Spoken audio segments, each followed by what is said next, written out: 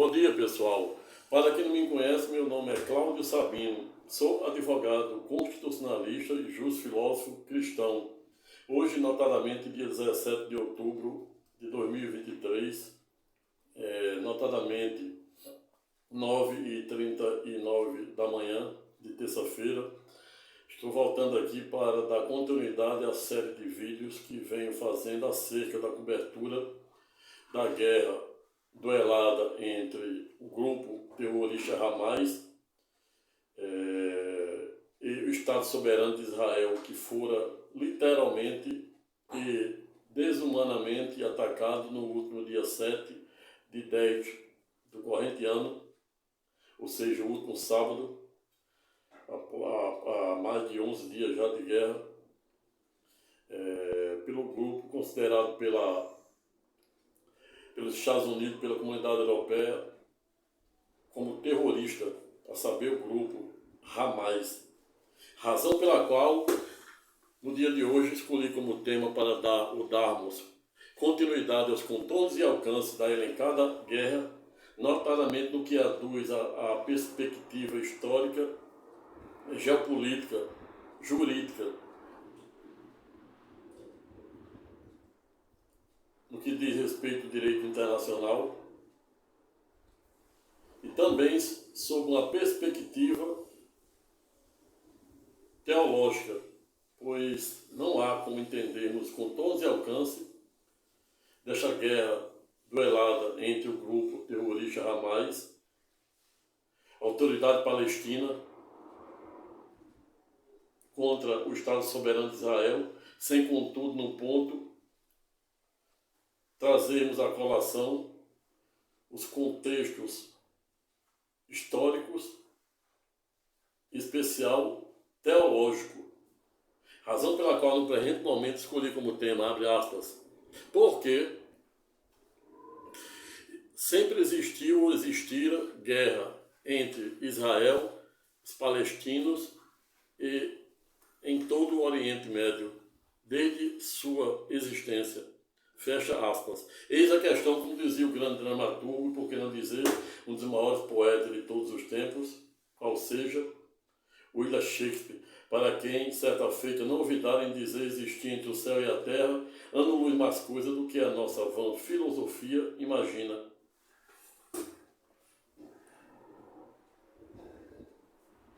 Antes mesmo de adentrarmos diretamente no pano de fundo ou de meta da presente temática, convido os senhores e senhoras que não conhecem ainda o propósito do presente canal da cidadania para se inscreverem no mesmo, convidar o maior número de pessoas para fazer o mesmo. Se gostar do presente vídeo aula, deixe o seu like, aperte o sininho e também, se sentir à vontade, não faça a menor cerimônia, tampouco hesite em deixar seu comentário de forma educada, respeitosa e elegante. Dito isto, começo a rememorar os contornos e alcances do terceiro vídeo e o último que fiz acerca da guerra duelada entre o grupo Hamas e o Estado Soberano de Israel. Para quem, no último vídeo, fiz uma introdução histórica, iniciando pelo fim da Segunda Guerra Mundial, que até então não existia a ONU, e a ONU fora exatamente criada, a ONU, a Organização das Nações Unidas, logo após o fim da Segunda Guerra Mundial de 1945, pois o que havia antes da instituição, criação da ONU, era a Liga das Nações. A Liga das Nações, em tese, não fora suficiente para dirimir e até mesmo promover a paz e evitar os mais diversos e nocivos conflitos ao longo da história, bem como holocaustos. Mas o fato é que nada marcou mais a humanidade do que os desideratos, contornos e alcance do desumano holocausto promovido por Hitler notadamente nos campos de concentração de Auschwitz, que fazia fronteira entre a Alemanha e a Polônia, notadamente nas proximidades da cidade de Cracóvia, ou seja, fronteira da Alemanha com a Polônia, onde existia os nocivos centros de concentração de Auschwitz, onde Hitler não olvidara de forma cruel, desumana, pois não existe adjetivo para denotar tamanha crueldade, não fizeram a menor cerimônia, tampouco hesitaram em dizimar, e por que não dizer, matar mais de 6 milhões de judeus, semitas ou hebreus, que são sinônimos entre si. Como reflexo do Holocausto e o fim da Segunda Guerra Mundial, o mundo, notadamente a organização, a comunidade internacional, sentira necessidade de instituir um organismo internacional, que hoje é representa pela ONU, ou seja, a Organização das Nações Unidas, com o objetivo de promover a paz, evitar episódios cruéis, como o caso do Holocausto, que duraram o período entre idos de 1933 até idos de 1945, quando Hitler não olvidara, tampouco fizeram a menor cerimônia em dizimar, perseguir, prender e matar sumariamente nos campos de concentração de Auschwitz, na fronteira da Alemanha, entre a Alemanha e a Polônia, na área da cidade de Cracóvia, mais de 6 milhões de judeus. O fato é que o Holocausto é considerado como o evento mais desumano da história da humanidade. Esta foi a razão pela qual, logo após a Segunda Guerra Mundial, a comunidade internacional,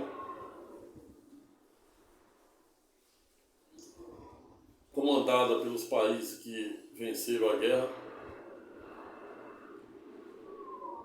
resolveram instituir ou criar a ONU, com o objetivo de promover a paz, de evitar guerras, de defender direito à vida, a liberdade das pessoas, direito de guerra e etc.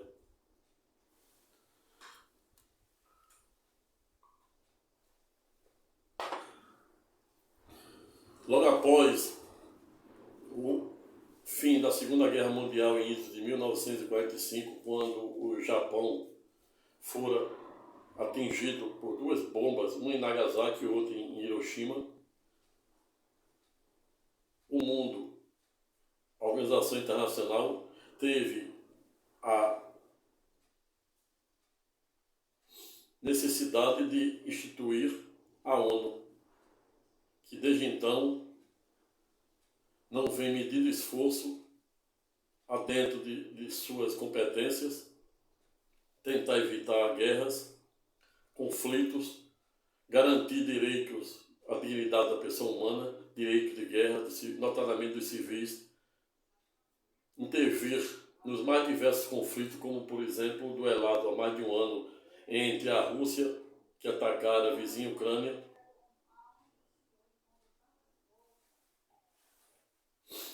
e agora, no último dia 10 de outubro, pelo nocivo, odioso e desumano ataque do grupo terrorista Hamas ao Estado Soberano de Israel, na ocasião em que rompera a cerca que faz fronteira da faixa de Gaza. E para quem não sabe, apenas um adendo, e em tese até retificando uma fala dita por este que estávamos falando no vídeo anterior, acerca da dimensão da faixa de Gaza, pois é complexo falar na dimensão da faixa de Gaza, que fica exatamente ao sul de Israel, fazendo fronteira com Israel e o Egito e os fundos com o mar Mediterrâneo. Mas o fato é que esse pequeno terreno denotado pelo nome de faixa de Gaza, ele não é um terreno linear. Muitos dizem que o tamanho dele é 40 por 10, outros 41, que é esse, segundo a ONU, 41 por 12, mas se você somar 41 por 12 vai dar mais do que 400 quilômetros, 440 quilômetros. O fato é que este pequeno terreno, esse pequeno pedaço de terra, denotado pelo nome de faixa de Gaza, ele não é um terreno regular. Ele, na sua maior faixa, tem 12 de largura e na sua menor, 7. Na sua maior extensão, 41. E somar isso aqui, mas o fato é que a ONU informa que a faixa de Gaza tem em torno de 365 quilômetros quadrados. Desde idos de 2007, vem sendo governada pelo grupo terrorista Hamas.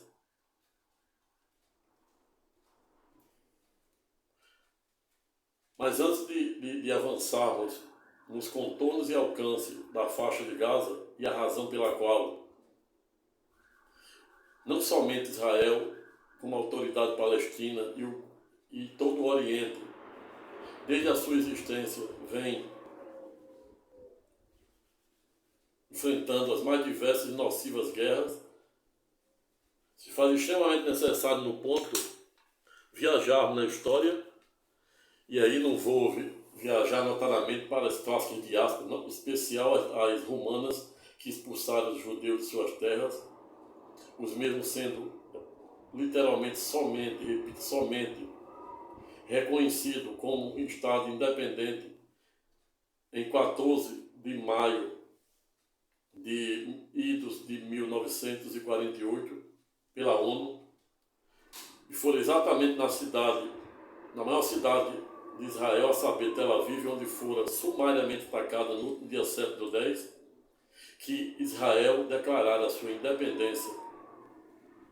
14 de maio de 1948. E esta é a razão pela qual a comunidade internacional entende que, para além de Tel Aviv ser considerada, ou pelo menos dever ser considerada, como a maior cidade e o maior mercado financeiro de Israel, outro sim, por via reflexa, também deve ser considerada como a capital de Israel. Não obstante, o próprio governo de Israel, os próprios judeus, ao revés, entenderem, sob a perspectiva jurídica e teológica, portanto, que a capital de Israel deve ser Jerusalém, onde fica localizada no norte, onde existe o Monte Moriá, o Monte das Oliveiras, o Domo da Rocha, onde funcionavam os dois, primeiro e segundo templo, o primeiro construído pelo rei Salomão, destruído pelo Império Romano, e o segundo construído no mesmo lugar por Roma, destruído por ela mesma. E hoje existe o clássico Domo da Rocha, que é uma coroa dourada, onde os guias levam muitos turistas para fazer passeio turístico religioso. Mas o fato é que Israel entende como sendo sua capital Jerusalém, diversamente da comunidade internacional que defende que deve ser Tel Aviv. E esta foi a razão pela qual os Estados Unidos foram o primeiro a transferir a sua embaixada, que era em Tel Aviv, para a cidade de Jerusalém, ad contínuo referendando as inteiras esta ideia do governo de Israel em entender que Jerusalém é a sua capital. capital esta, a saber Jerusalém, que existem mesquitas das três maiores religiões monoteístas do mundo, a saber o cristianismo, o judaísmo e o islamismo, cujo islamismo em que pese é maioria no Oriente Médio. E quando estamos a falar da faixa de Gaza e da Cisjordânia, onde moram em torno de 5 mil palestinos, pouco mais de 5 milhões de palestinos, 98 muçulmanos e mais de 90 considerados sunitas, que são mais moderados e defendem que o governo da autoridade palestina deve ser escolhido pelos muçulmanos, diferentemente do grupo terrorista e aqueles que os apoiam, como o Líbano, o Hezbollah no Líbano, a Síria, Irã, Iraque e até a Arábia Saudita, que deram origem aos árabes, e também por via reflexa, é na Arábia Saudita considerado nós produtores de petróleo, perdendo apenas no âmbito internacional para a Venezuela, mas no Oriente, em que pese, salvo melhor juízo, a Arábia Saudita é o maior exportador e produtor de petróleo.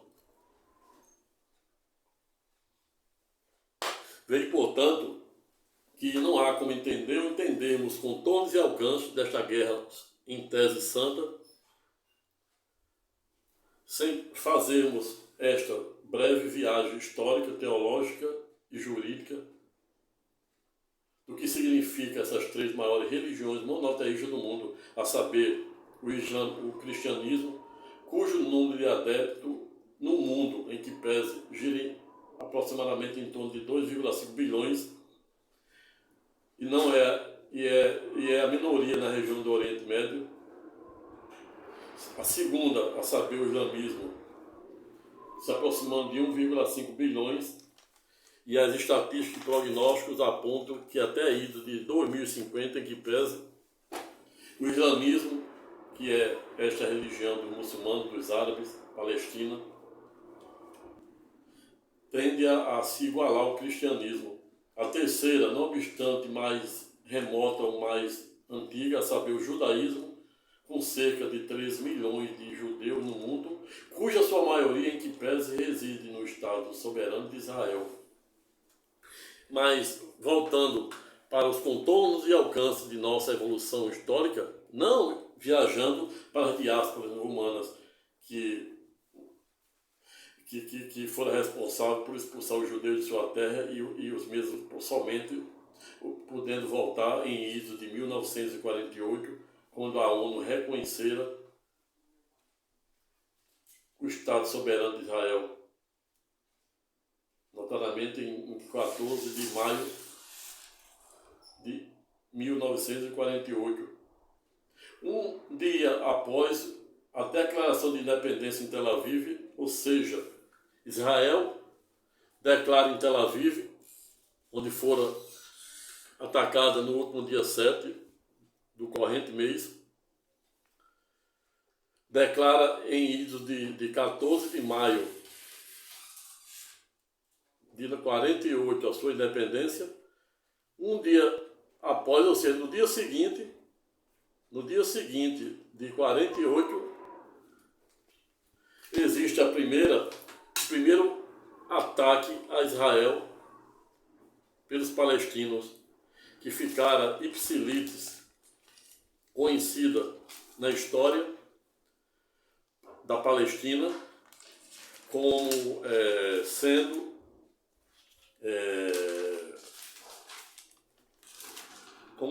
a primeira intífada, que é uma palavra árabe que significa protesto ou movimento de grupos palestinos se insurgindo contra Israel.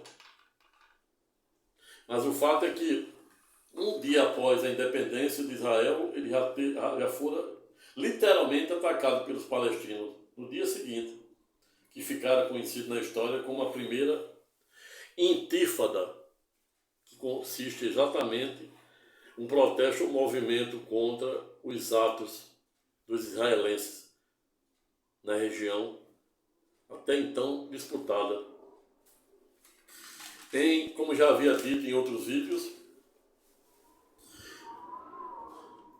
Em idos de 1967, houve outra guerra, estou falando aqui das mais importantes e mais conhecidas, a saber, Guerra dos 6 Dias, que se dera no norte de Israel, no deserto, notadamente nas colinas de Golã.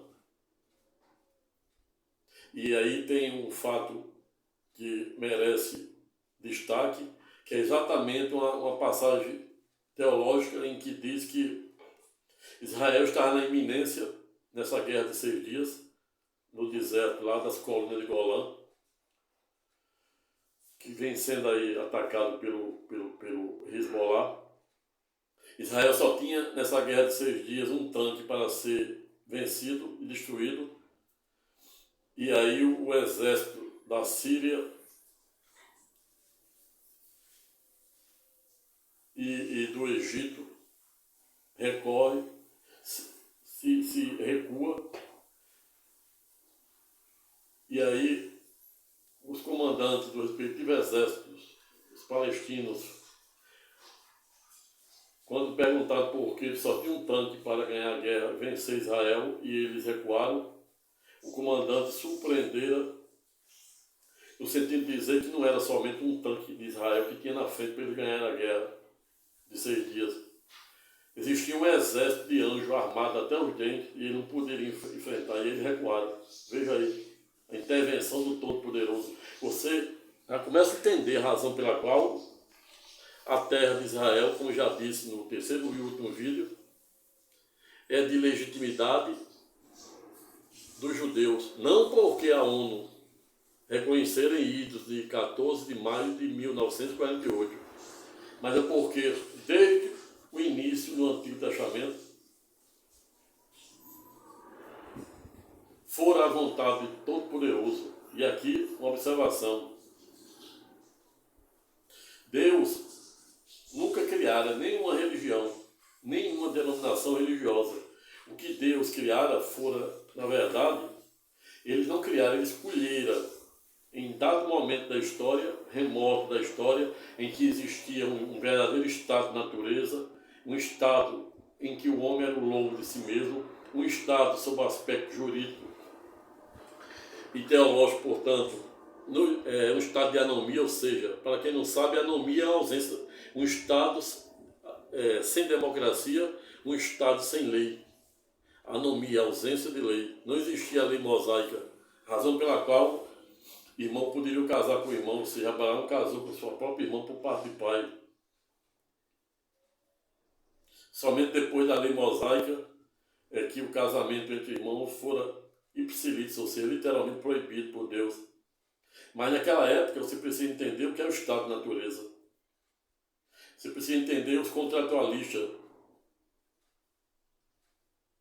bem como os 2 tratados sobre o governo civil, que já foram objeto de um vídeo aula que fala do constitucionalismo desde a sua origem, que as ideias de John Locke, do inglês John Locke, nos 2 tratados sobre o governo civil foram tão futuristas que atravessaram o Canal da Mancha, inspiraram os franceses a promover a histórica e transcendental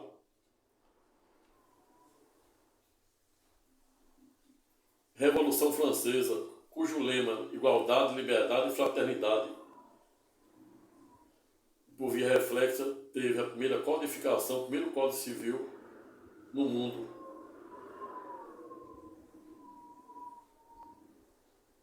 Ocidental. O Código Civil napoleônico. Mas o fato é que não há como entender ou entendermos os contornos e alcances desta Guerra Santa, duelada desde idos de 1948, notadamente a partir um dia após a independência de Israel,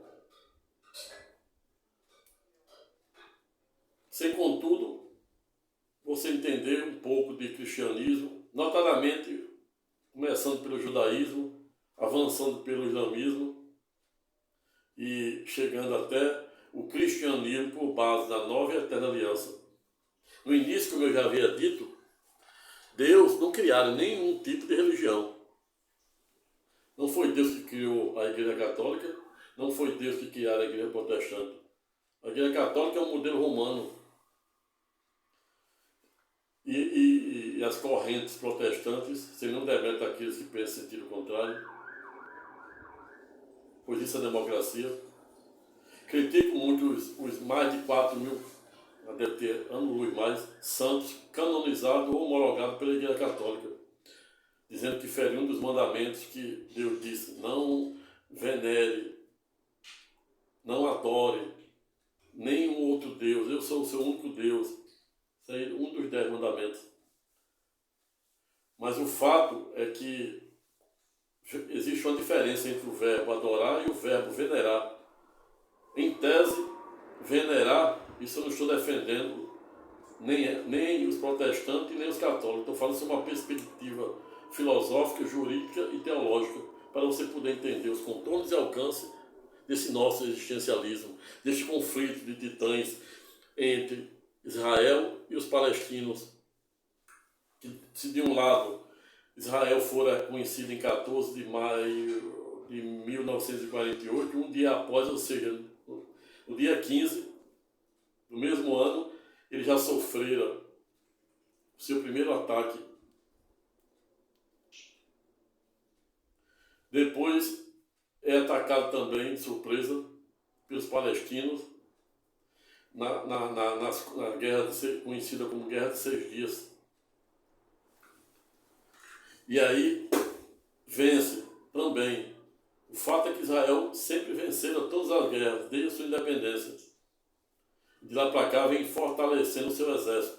Não para atacar os inimigos, mas para se defender dos mesmos.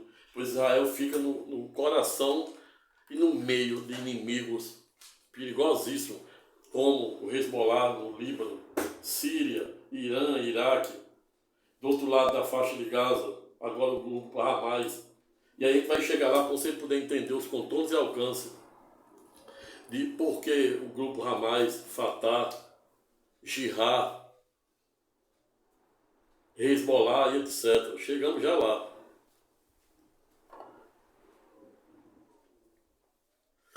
Depois da Guerra dos 6 Dias, que eu já falei que houve uma intervenção divina, pois Deus mandou um exército de anjos para frear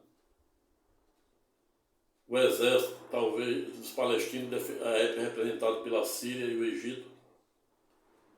E aí, em seguida, vem a guerra conhecida como a Guerra do Yom Kippur, de 1973, e os palestinos batizaram de primeira Intifada, é exatamente esse nome, Intifada, que é um nome árabe que significa movimento, contestação, rebelião palestina contra o povo de Israel, insurgência, pode ser entender também. Mas o fato que é considerada como a primeira Intifada, essa guerra de Yom Kippur.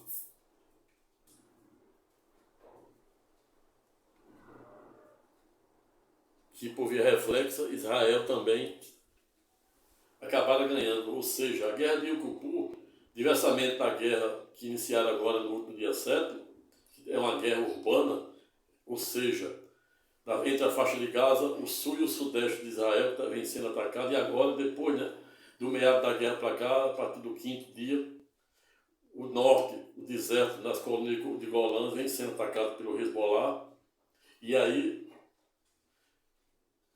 a mídia falada vem comunicando aí que a guerra está tomando outras dimensões, até ponto de terrorismo na Polônia e outros países da Europa, pois, como eu havia dito, muçulmanos, existe muçulmano no mundo todo, eles é a segunda religião monoteísta do mundo, e quando eu digo religião monoteísta, entendam-se, é aquela religião que tem um único patriarca, saber Abraão.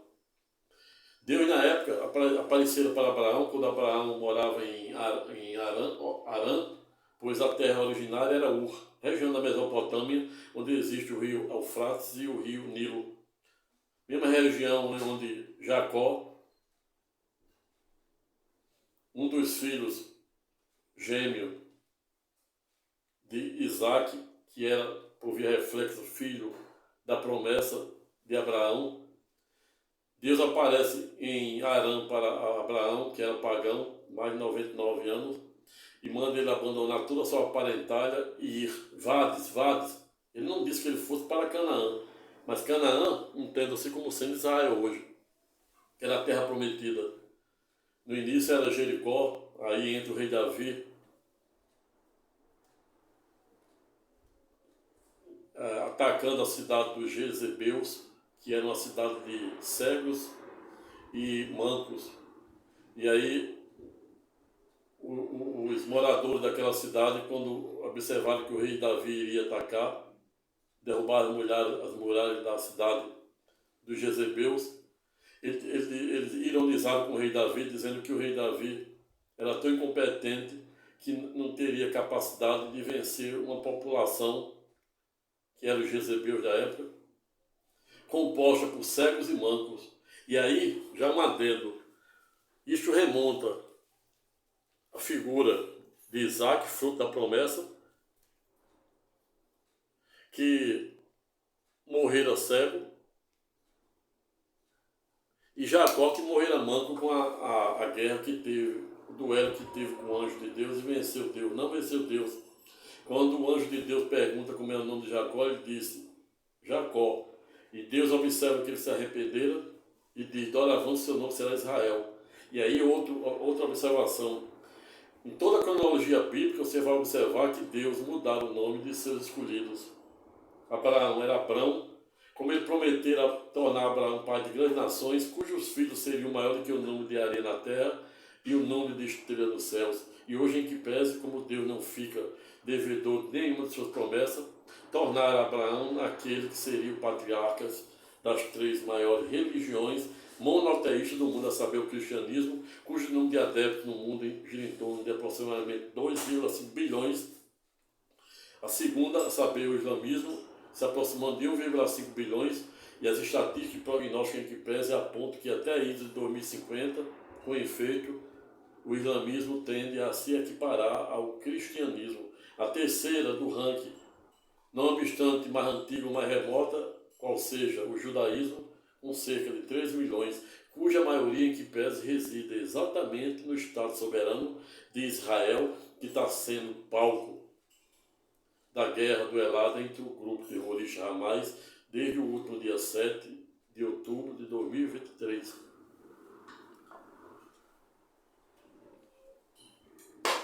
Voltando para a guerra de idos de 1973, quando Israel foi atacado pelos egípcios, notadamente pelo canal de Suez. E aqui, outra observação, canal de Suez hoje é um canal que atravessa, que permite que os navios de toda a Europa, a Europa, a Ásia,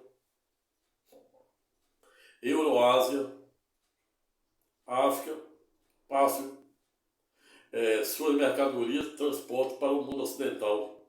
E também já falei em outros vídeos aulas a razão pela qual o Oriente Médio tem um nome que tem, a saber, Oriente Médio. Por quê? Porque faz fronteira com a Europa, com a Ásia e o Euroásia. E fica exatamente na linha divisória entre o mundo oriental e o mundo ocidental. Razão pela qual fora dado o nome de Oriente Médio. Onde, para além no Oriente Médio, o islamismo ser maioria na região, o Tocino também é lá nos Emirados Árabes, em que estão plantando uma planta da época de Jesus, a saber, a tâmaras. Isso aqui, ó. Essa aqui é produzida no Emirado Árabe, uma fruta muito doce, lembra a ameixa, ano-luz mais gostosa. E o que chama atenção nessa fruta, fabricada nos países dos Emirados Árabes, que são 7, é o teor de doce da mesma, pois a mesma, não obstante ser plantada numa região que tem uma densidade de sal 10 vezes maior do que os 7 oceanos, que é exatamente a região do Mar Morto. Não é essa aqui foi em um dos países dos Emirados Árabes.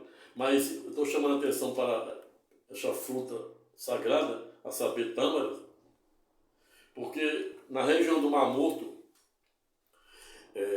a Aline vem divulgando, juntamente com o Rodrigo Silva, que cientistas vem plantando e vem cultivando a planta na região do Mar Morto, que é uma região que tem 10 vezes mais sal do que os demais oceanos. E o que chama a atenção é que, não obstante a planta da tâmara ser plantada numa região que tem 10 vezes mais sal do que os demais oceanos, todavia, em que pese a mesma é composta de uma doçura sem precedentes. Comprei essa aqui no Carrefour, na promoção por R$9. Recomendo.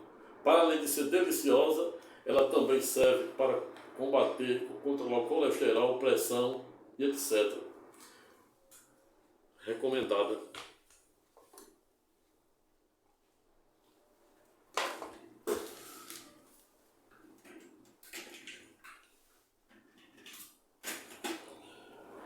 Vejo, portanto, que não é tarefa fácil delimitarmos contornos e alcance desta guerra de titãs, que desde que o mundo existe, desde que Israel fora reconhecido como Estado independente em 14 de maio de 1948, em que pese, o mundo vem observando de camarote esse duelo de titãs, exatamente em razão desta disputa territorial entre as terras dos judeus em relação à disputa territorial e religiosa da autoridade palestina. Mas a guerra de 1973, conhecida como Guerra do Yom Kippur, é conhecido como a primeira intífada. A segunda, a terceira guerra, compreendida entre o período de 2000 a 2005, que os palestinos chamam de segunda intífada, durou de 2000 a 2005. Período e ocasião em que, em 2005, Israel resolvera retirar literalmente todos os judeus que moravam na faixa de Gaza, que é uma área que, como eu havia dito, segundo a ONU, conta com 365 quilômetros quadrados.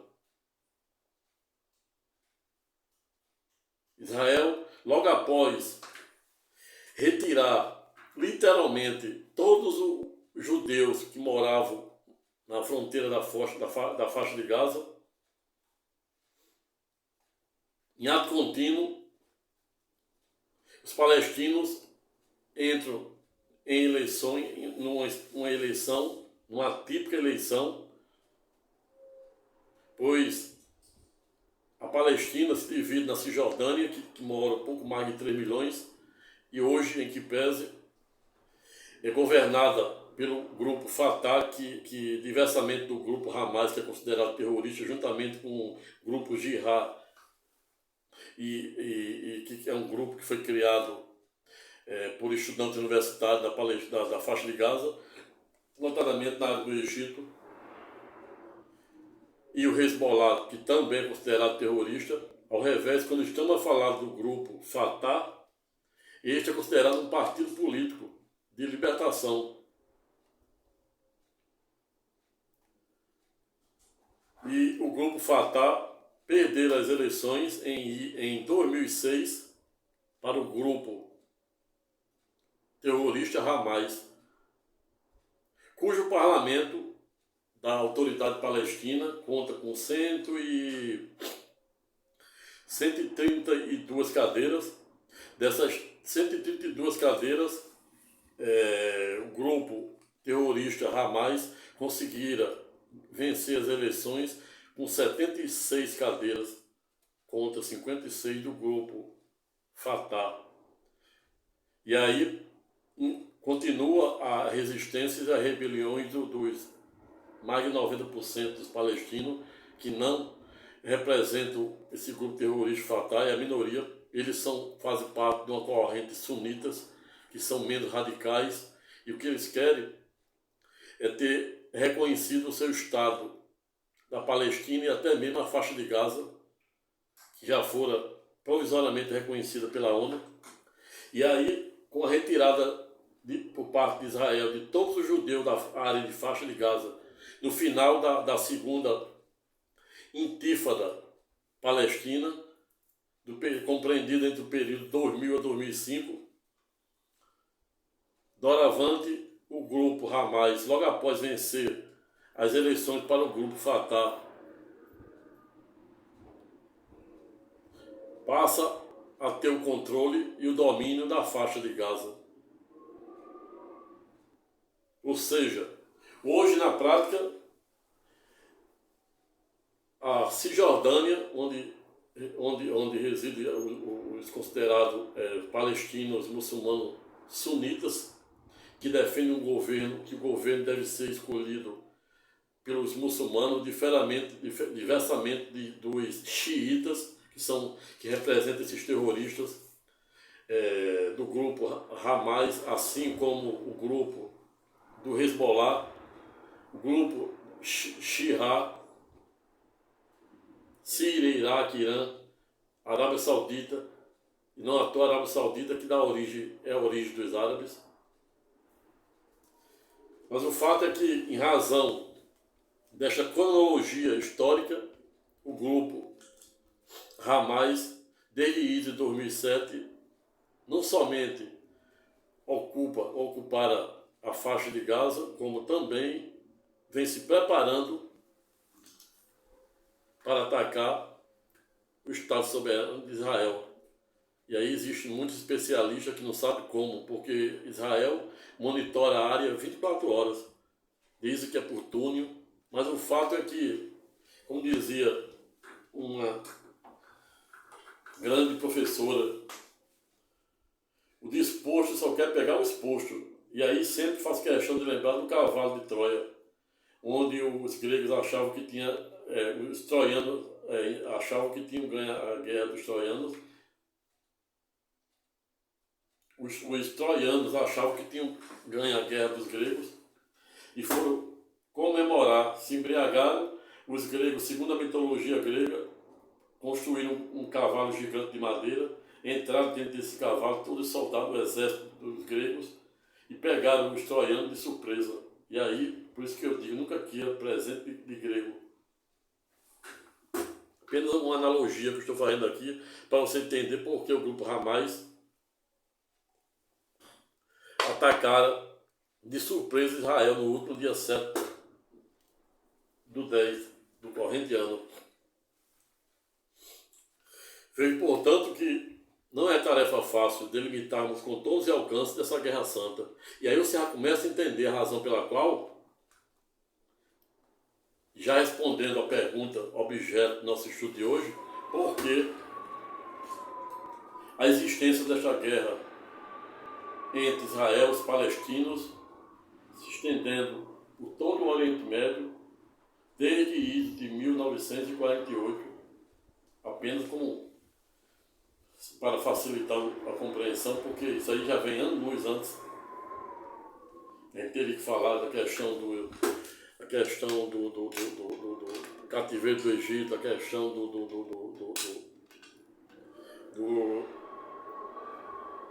dinosauro, questão das diásporas. Mas para a gente poder entender melhor os contornos e alcances, basta a gente começar, como eu comecei, de 1933 a 1945, que é o período do Holocausto de Hitler. Aí em 1945 cria-se a ONU. 3 anos depois, a ONU reconhece Israel como Estado dependente, notadamente no dia 14 de maio de 1948. Um dia após, Israel é sumariamente atacado. Em idos de 1967, atacado novamente pela Guerra dos 6 Dias. Em idos de 1973, atacado novamente pela guerra que ficou conhecida como Yom Kippur. de 1973, onde os egípcios atacam pelo canal de Suez e os sírios pelas colinas de Golã, que fica no norte de Israel. E aí, em seguida, vem a segunda intífada, com a guerra iniciada de 2000 a 2005, e com o final dessa guerra de Idlib de 2000, que durou de Idlib de 2000 a 2005, em que pese Israel resolve, em 2005, retirar todos os judeus da faixa de Gaza. Um ano após é feita a eleição entre o grupo Fatah e o grupo Hamas. O grupo Hamas ganha por 76 votos das 120 cadeiras, das 132 cadeiras. Em ato contínuo, o grupo Hamas passa a governar a faixa de Gaza em 2007. Outrossim também se faz extremamente necessário falarmos um pouco sobre. Já falamos que a faixa de Gaza é complicada, porque uns defendem que é 41 de extensão por 12, na sua maior parte. E se a gente for somar, isso aqui daria 440 e alguma coisa metros quadrados, e não 365. É exatamente porque 12 é a área mais larga e a parte onde é mais estreita tem 7. E outros defendem que é 40. O fato é que a ONU diz que é 365. É como se fosse, em tese, uma área de 40, para chegar a esse valor aqui, 40 vezes 9,1. Para poder chegar aproximadamente a 364 km². Mas isso é apenas para você poder entender os contornos e alcance de como se chega a esse valor 365 fechado, 365 m², que compreende a faixa de Gaza, território.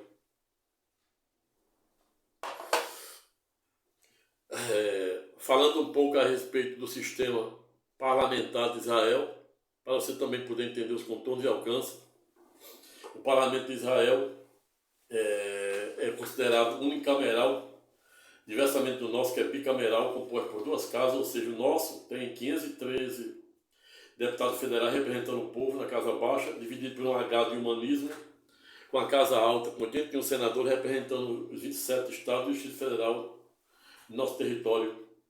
Não obstante, a gente tem também um sistema unicameral, de acordo com o artigo 3º da ADCT, quando o Congresso se reúne com as duas casas para apreciar e deliberar sobre projeto PEC, projeto de emenda à Constituição. Nesse caso, o artigo 3º da ADCT diz que essa sessão é unicameral, mas no geral o nosso sistema é bicameral, ou seja, temos duas casas, 513 deputados federais representando o povo e a Casa Alta, 81 senadores representando os respectivos estados da Federação Brasileira.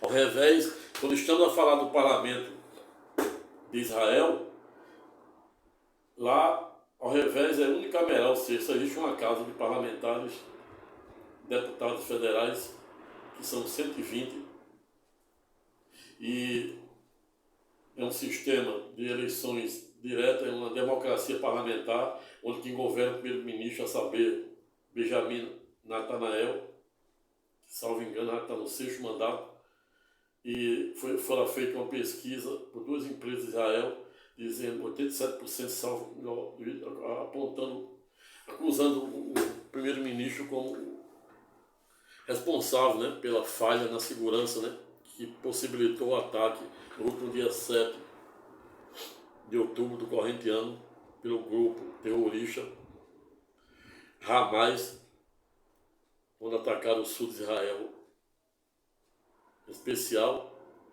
a cidade de Tel Aviv. Mas o parlamento, o sistema parlamentar de Israel é composto por 120 parlamentares, a única casa, não existe Senado.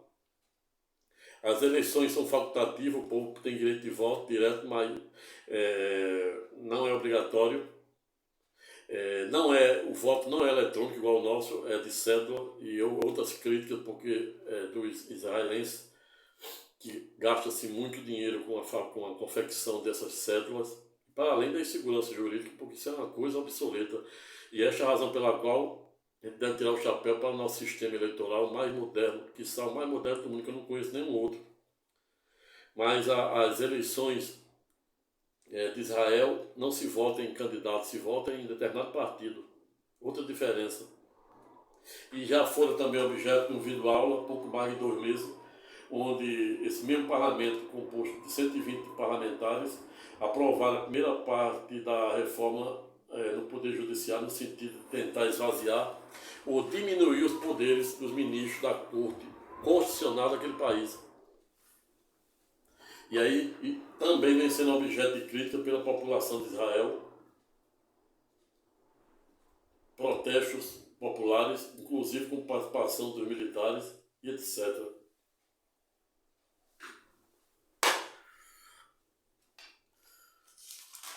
Vejo, portanto, que não é tarefa fácil delimitarmos contornos e alcances desta guerra santa, duelada entre as 3 maiores religiões monoteístas do mundo.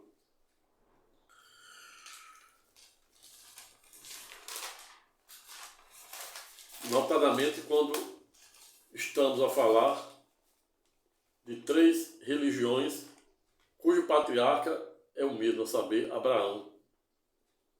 Razão pela qual finalizo o presente estudo temático no sentido de dizer que nada aprisiona mais do que as ideias, como dizia Nietzsche. E eu acrescento os hábitos, os vícios, as culturas e a ignorância, cuja ignorância que pese é responsável por tudo de ruim que acontece no mundo. Quando Nietzsche dizia nada aprisiona mais do que as ideias, e eu acrescento os costumes, os hábitos, as culturas, o vício e a ignorância, é porque é muito difícil você tentar mudar a mente de um terrorista do grupo Hamas, do grupo Shia, do grupo Hezbollah e etc. Tente mudar a mente de um idoso, e pior ainda, de um judeu radical, de um judeu ortodoxo, e pior ainda, de um grupo xiita, que representa a minoria dos palestinos, pois mais de 90% são considerados sunitas, ou seja, mais moderados, e que apenas querem, de forma legítima, ter reconhecido o seu território da Cisjordânia e a área da faixa de Gaza como sua. Corre que os próprios terroristas Hamas usam a população sofrida, a população palestina, como escudo humano, assim como eles usam também, por via reflexa, a mais de 100 reféns, também como escudo humano e como objeto de moeda de troca para tentar trocar, eventualmente, com outros terroristas que estão presos nas cadeias de Israel.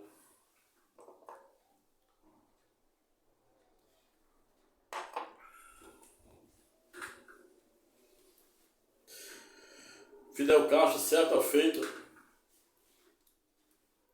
que fora um dos grandes protagonistas da Revolução Cubana, não ouvidaram em dizer que o mundo, enquanto o mundo se monta em montanha de armas, ao revés, o mundo se transforma numa montanha de problemas. E é isso.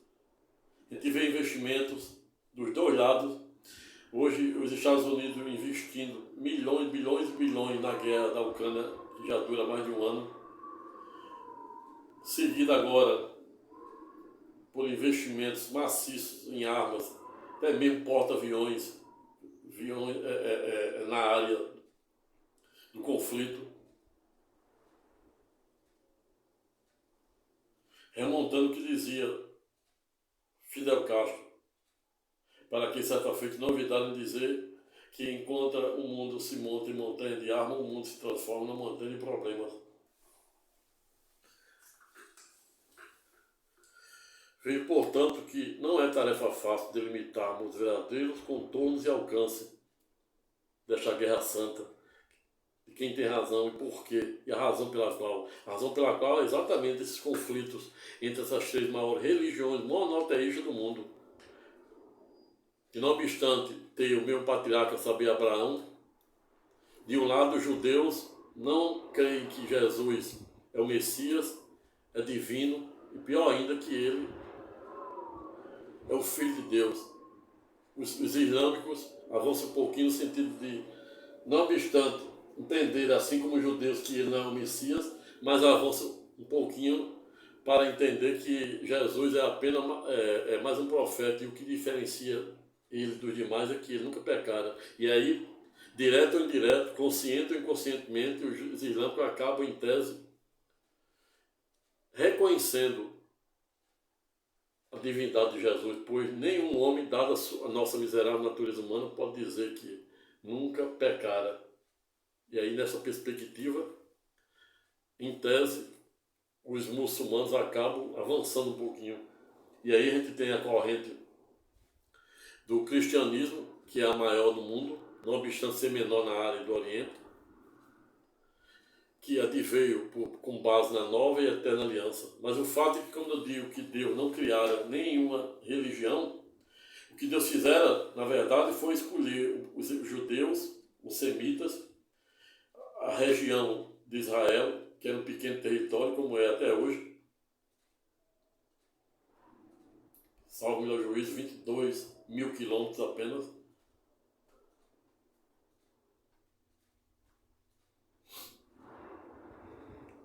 Uma população de entre 8,5 a 9.500 milhões, menor do que a população de Portugal.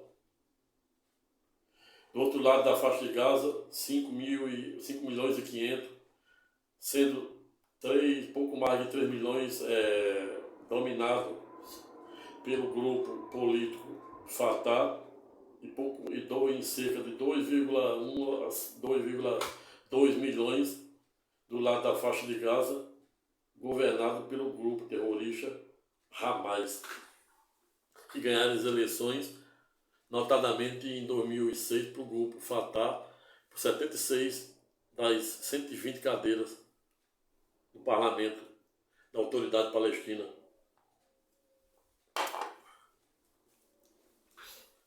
Mas o fato é que a razão maior deste conflito, que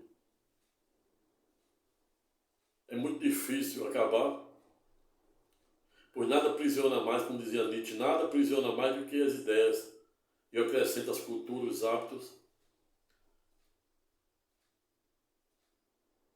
O vício é a ignorância. Tente mudar a mentalidade de um judeu ortodoxo, conservador, heterodoxo. Tente mudar a cabeça de um xiita, terrorista xiita, que representa o grupo Hamas, o Hezbollah, Shia, Síria, Irã, Iraque, Arábia Saudita, etc. Tente mudar a mentalidade de um protestante radical. E aí, voltando para a questão, quando eu disse que Deus nunca criara nenhum tipo de religião, nem o protestante, nem o catolicismo, nem o catolicismo apostólico romano, tampouco o protestantismo, isso aí foi tudo ideia de Roma. Roma, a antiga Grécia, que vivia sob o domínio romano, existia deuses do Olympus. Lembra? Epimênides, 500 anos antes de Cristo. Epimênides chegaram lá quando a gente vê isso aí em Atos dos Apóstolos 17, 16. 16, 17. Atos dos Apóstolos.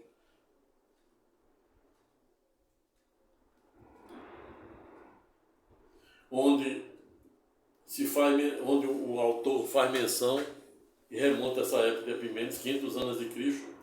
E depois Paulo de Tarso, 500 anos depois, passa no mesmo Areópago, que era um dos dois tribunais que existiam na Grécia Antiga, que também já foi objeto de um vídeo que eu fiz sobre o julgamento de Sócrates de 399 a.C. e o julgamento de Cristo Jesus, o que existe em comum entre eles. Um verdadeiro tribunal de exceção em ambos. Paulo de Tarso chega no Areópago e pergunta qual o Deus que ele seguia. Ele disse que era um Deus desconhecido. E os gregos céticos da época disseram, como? Mais com essa história de Deus desconhecido, remontando à época de 500 anos de Cristo, de Epimênides. E eles perguntaram onde é que estava o Deus dele. Ele disse, meu Deus, vocês da terra construíram um altar para ele. Remontando à época de Epimênides, que foi exatamente... Epimênides, na época, quando perguntaram qual era o Deus dele, ele disse que era desconhecido. E ele disse, onde é que ele está? Epimênides, 500 anos de Cristo, disse, pega aquelas ovelhas, solte, onde elas pararam é o lugar onde vocês devem construir o altar para o Todo-Poderoso, Deus desconhecido.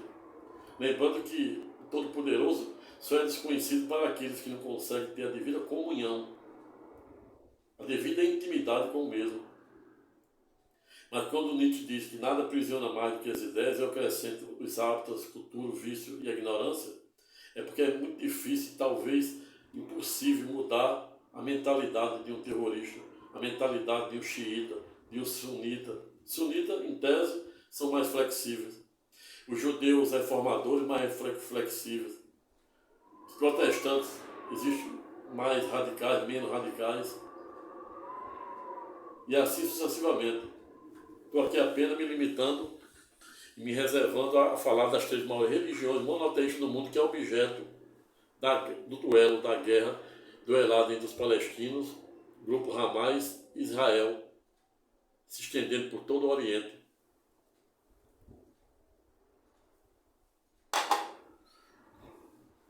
Vejo, portanto, que não é fácil delimitarmos os contornos e alcance desta guerra santa, que já dizimaram do lado de Israel, já morreram mais de 1.000, anteontem já estava 1.300, já deve estar na faixa de 1.400.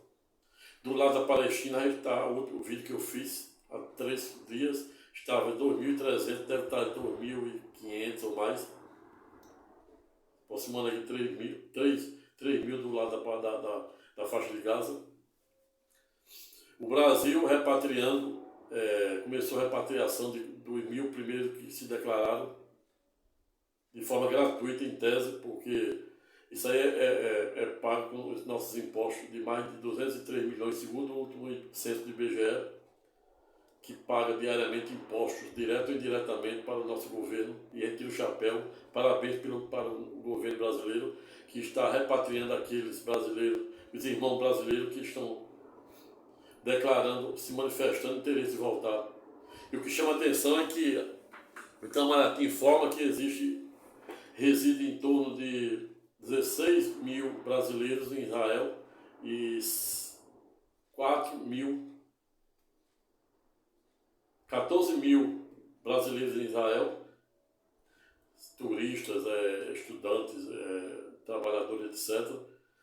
E 6 mil do outro lado da faixa de Gaza. E no primeiro momento, só 1.000 manifestaram interesse em ser repatriado, e o Brasil está fazendo isso de forma brilhante.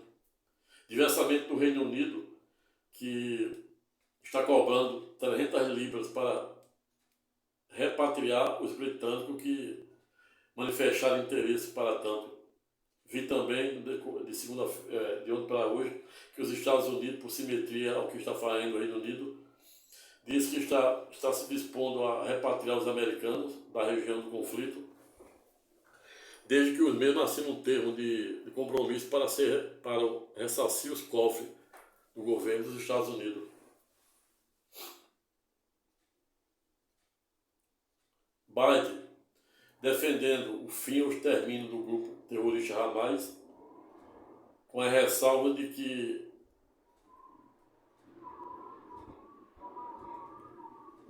Israel não deve jamais voltar a ocupar a faixa de Gaza. E aí, em tese, eu acho isso meio complicado.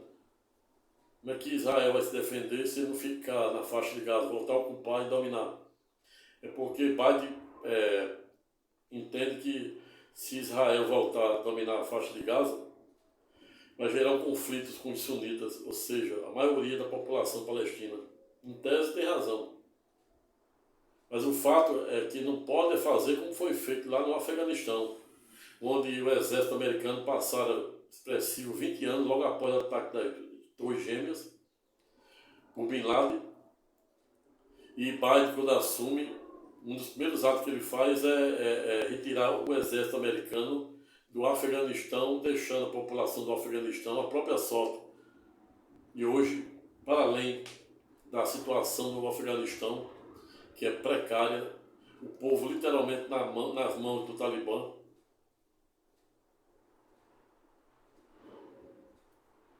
Houve, semana passada, terremoto também, onde vem matando milhares e milhares de pessoas. População sofrida que vive da agricultura, um país montanhoso, e a razão pela qual a economia se concentra mais na área da agricultura, notadamente com o cultivo de haxixe, que é uma droga que serve para a confecção da cocaína, para a cocaína não, da heroína, mais nociva do que o próprio cocaína. Apesar de ter visto matérias que vem diminuindo muito, né, o combate à plantação e o cultivo de dada erva. Mas o fato é que tem que haver muita cautela, muita participação, muita conversa, muita interação da ONU, onde o Brasil está à frente provisoriamente do Conselho de Segurança, para não repetir o que fora feito no Afeganistão, onde Biden retirou as tropas, inclusive não fez a menor cerimônia de deixar todos os tanques de guerra, todas as armas lá com os talibãs. Deixara os Afeganistão simplesmente a mercê da própria sorte nas mãos do grupo talibã. Ou seja, se Biden, de um lado, defende o fim ou a eliminação do grupo terrorista Hamas, do outro ele ressalva que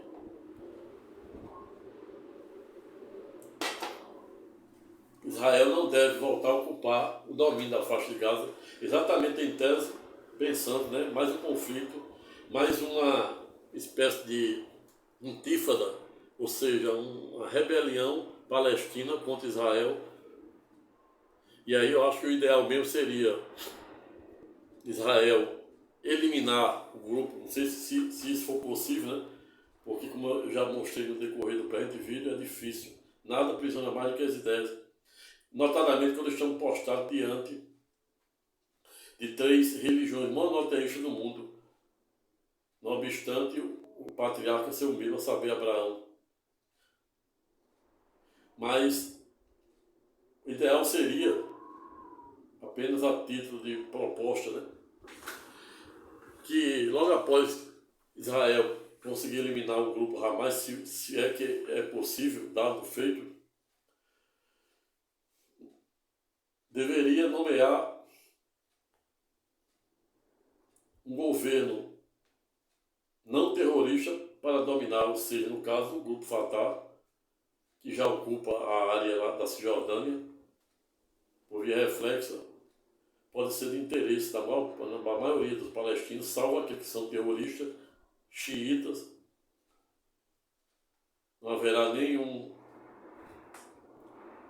óbice para a maioria da população palestina, em tese, nomear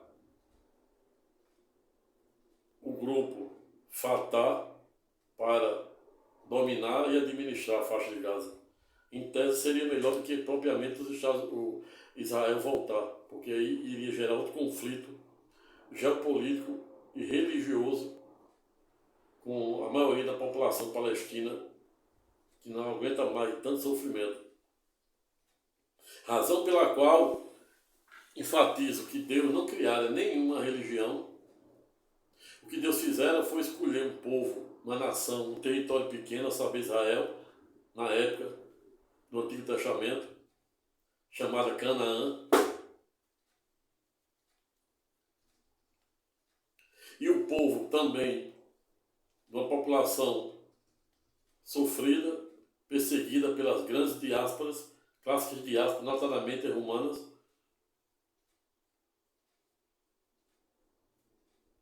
Mas o fato é que Deus não criara nenhuma religião. E aí já escrevi um vídeo dizendo que as religiões mais dividem do que unem o povo de Deus. Exatamente porque cada uma denominação religiosa, se não demeta a nenhuma delas, e sem citar nenhum nome, nenhuma delas também, acaba criando falsas verdades e uma verdade absoluta. E por via reflexo até mesmo criando novos deuses. Pois se alguém discorda de determinada doutrina, é rechaçado.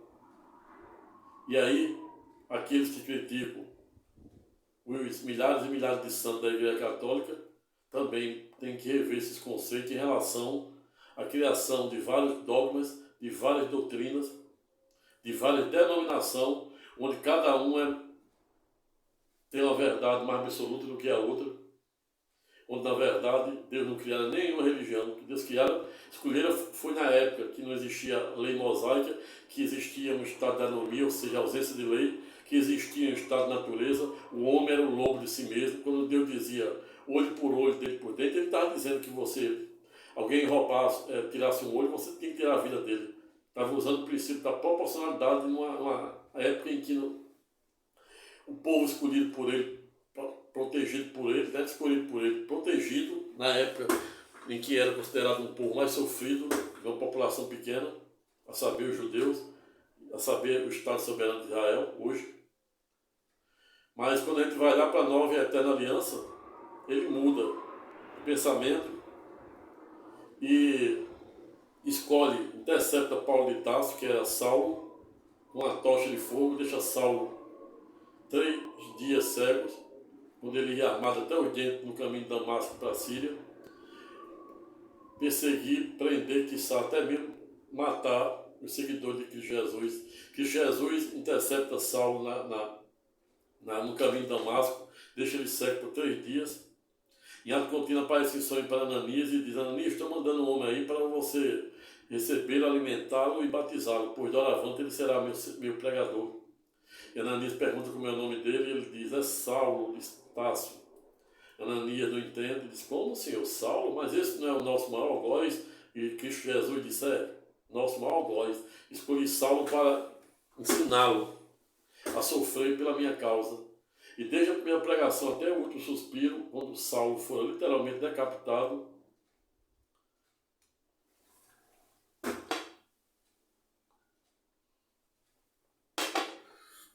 Saulo teve sua vida tentada de morte. Mas quando morreu, ou morreu decapitado, antes de morrer, não ouviram dizer que morria, mas havia feito o bom combate. E o bom combate é você não abrir mãos daquilo que você acredita, dos seus valores éticos e morais. Lutar um bom combate é você procurar fazer aquilo que revela a vontade e o propósito de Deus. Estreito é o caminho e largo é o mundo da perdição, da desgraça e do pecado, cuja ignorância é seu maior arqueiro. Quando Deus diz que Deus não criara nenhum tipo de castas,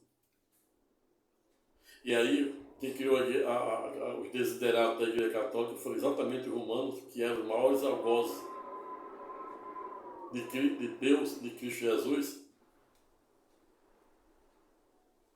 Que Deus criara fora um povo que era sofrido, perseguido, humilhados. E não à toa. Aqueles que se elevam serão humilhados, os que se humilham serão exaltados.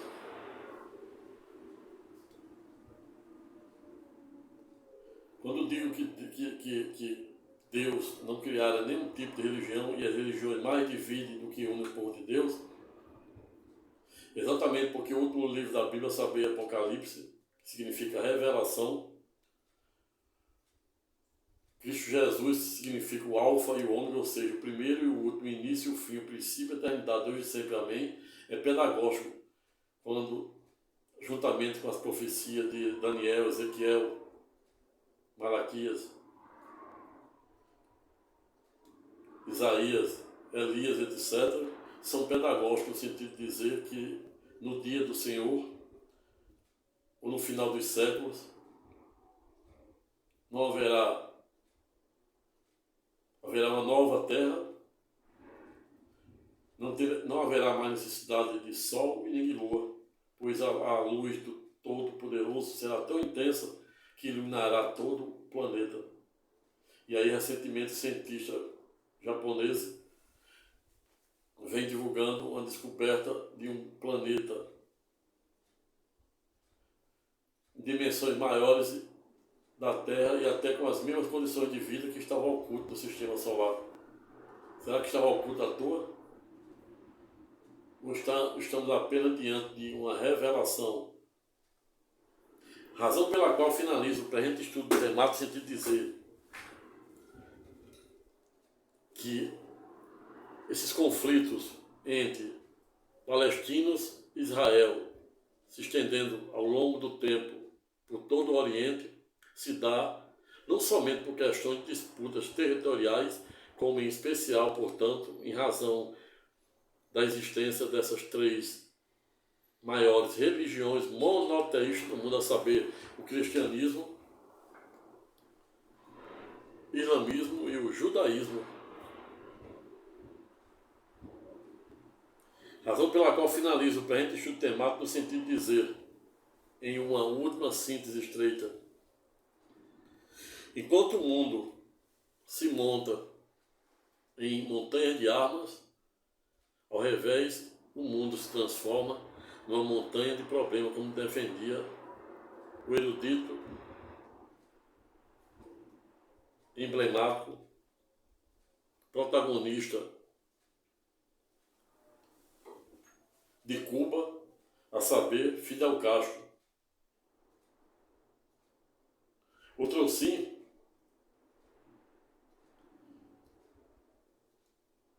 também não é nem um pouco demasiado no ponto lembrar, em uma última síntese conclusiva, que certa feita um dos mais conhecidos e famosos presidentes dos Estados Unidos, a saber, John Kennedy, que presidia os Estados Unidos entre o período de 1961 a 1963, quando o mesmo fora assassinado. Mas o fato é que John Kennedy Leonardo, certa feita, não olvidara em suscitar uma frase que transcende do tempo, abre aspas: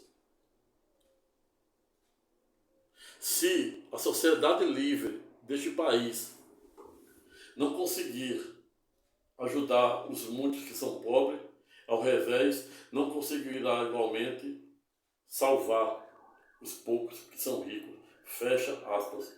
Pense nisso, pessoal. Vou ficando por aqui. Se gostaram do singelo vídeo aula, se inscreva no canal. Convido mais uma pessoa para fazer o mesmo.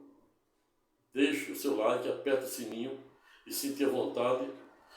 Faça seu comentário de forma educada, respeitosa e elegante. Fique com Deus e até a próxima.